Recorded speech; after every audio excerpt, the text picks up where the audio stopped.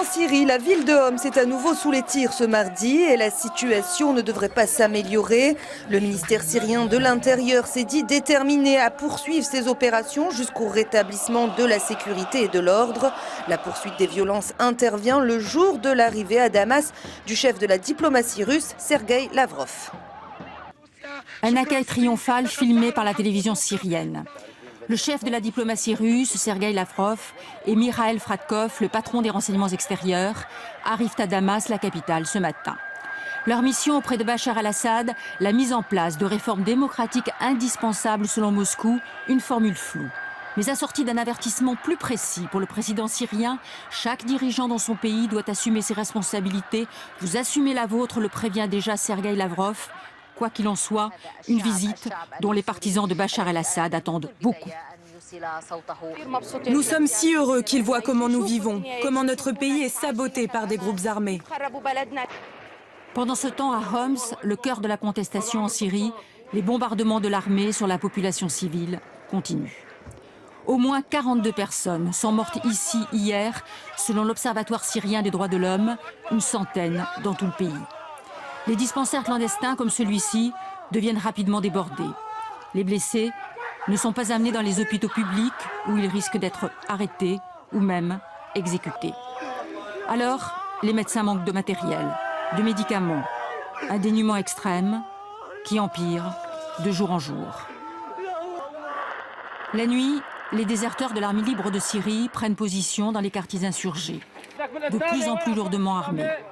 La ville de Homs s'enfonce dans la guerre civile. Aux Maldives, le président Mohamed Nasheed annonce sa démission ce mardi. Il a expliqué à la télévision ne pas vouloir diriger le pays d'une main de fer. Une décision qui intervient après 3 semaines de troubles politiques qui ont abouti à une mutinerie de policiers. Ils se sont joints à des manifestations d'opposants dans la capitale Malé avant de prendre le contrôle de la télévision d'État pour diffuser une chaîne d'opposition. La présidence qualifie ces derniers événements de tentative de coup d'État. De son côté, le chef de l'opposition a demandé à l'armée d'arrêter le président démissionnaire qu'il accuse de corruption et de mauvais usage du pouvoir. Mohamed Nasheed est le premier chef d'État à avoir été élu démocratiquement en 2008 dans cette république islamique. À Cuba, le retour de Fidel Castro. Il a fait une apparition à la télévision dimanche, la première depuis 10 mois. L'ancien dirigeant cubain a présenté les 2 premiers volumes de ses mémoires. Il y raconte sa vie, de son enfance à l'année 1958, c'est-à-dire à peine quelques semaines avant son accession au pouvoir. Aujourd'hui âgé de 85 ans, El Comandante paraissait plutôt en forme. Il en a profité pour commenter l'actualité internationale, de la primaire républicaine américaine au conflit dans le monde arabe. L'ancien guérillero estimait que la planète se trouvait dans une situation plus difficile que jamais. Il dit avoir déjà été mis au courant de l'imminence d'une guerre nucléaire entre les États-Unis, l'Iran et Israël. En Grèce, une nouvelle grève générale ce mardi paralyse le pays. Des milliers de personnes sont descendues dans les rues pour protester contre le plan d'austérité. Avec un mot d'ordre, ça suffit, on ne peut plus. Les Grecs réagissent aux mesures de rigueur exigées par les créanciers. Union européenne, Banque centrale européenne et Fonds monétaire international. Le gouvernement a annoncé lundi qu'il prévoyait de réaliser des économies budgétaires supplémentaires, de quoi récupérer environ 3,3 milliards d'euros. Pour y parvenir, salaire minimum et retraites seront revues à la baisse et 15 000 postes dans le secteur public seront supprimés. Zarafa, un film d'animation qui vous fera faire le tour du monde. Il sort ce mercredi sur les écrans français. L'histoire est inspirée de faits réels, le don par le pacha d'Égypte d'une jeune girafe au roi de France Charles X en 1826. Le Muséum national d'histoire naturelle consacre une exposition à la véritable histoire de Zarafa. Les belles girafes du zoo de Vincennes ignorent l'incroyable histoire, la folle aventure de celle qui les a précédées, la toute première girafe arrivée en France en 1827. Ce mammifère était un cadeau diplomatique du pacha d'Égypte pour le roi Charles X. Après avoir remonté le Nil en felouque, traversé la Méditerranée par bateau, la girafe débarque à Marseille. Ensuite, 880 km à pied de Marseille à Paris.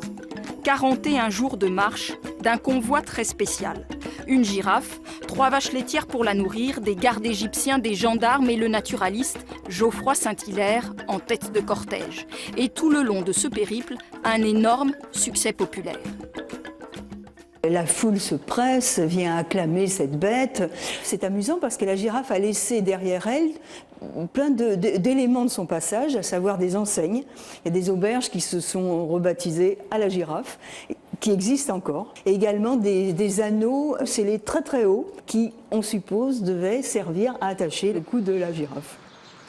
Après son arrivée triomphale à Paris, la girafe est installée dans ce bâtiment du Jardin des Plantes. En 2 mois, 600 000 visiteurs achètent le ticket pour la voir et la giraphomania se décline déjà en produits dérivés, vaisselle, plats à barbe, fer à repasser, éventail à l'effigie de l'animal. Et plus de 2 siècles plus tard, le film inspiré de son histoire la consacre à jamais comme une vedette. C'était le dernier grand artiste du XXe siècle. C'est ainsi que le quotidien espagnol El Mundo a salué Antoni Tàpies.